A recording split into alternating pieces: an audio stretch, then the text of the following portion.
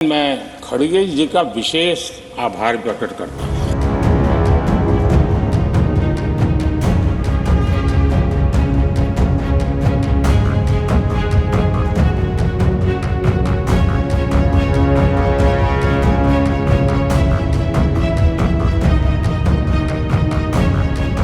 दो पेज का मेरा भाषण काटने के बाद उसका उद्देश्य अलग अलग होता है, क्योंकि मैंने परसों बोला 400 पार का आपने गड़बड़ किया।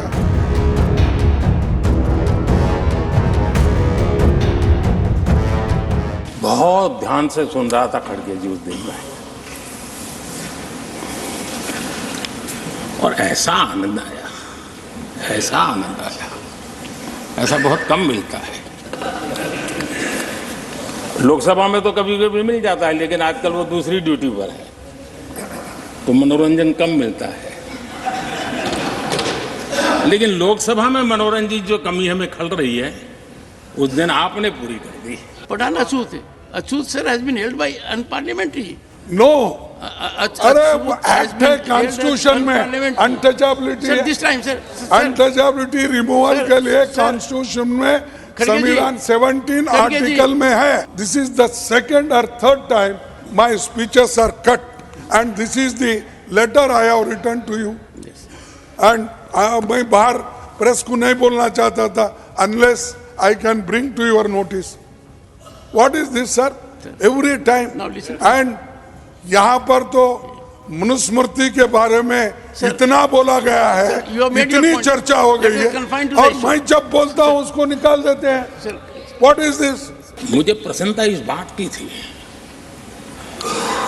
कि माननीय खड़गे जी काफी लंबा और बड़ी इम्तहान वजह से शांति से बोल रहे थे। समय भी काफी लिया था, तो मैं सोच रहा था कि आजादी मिली कैसे, इतना सारा बोलने की आजादी मिली कैसे। तो मैं सोच तो रहा था, लेकिन बाद में मेरे ध्यान में आया कि दो स्पेशल कमांडर जो रहते ना उस दिन नहीं थे, और आजकल नहीं रहते।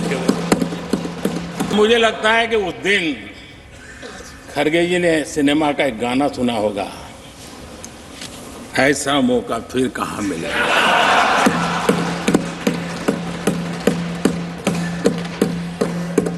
और खड़गे जी भी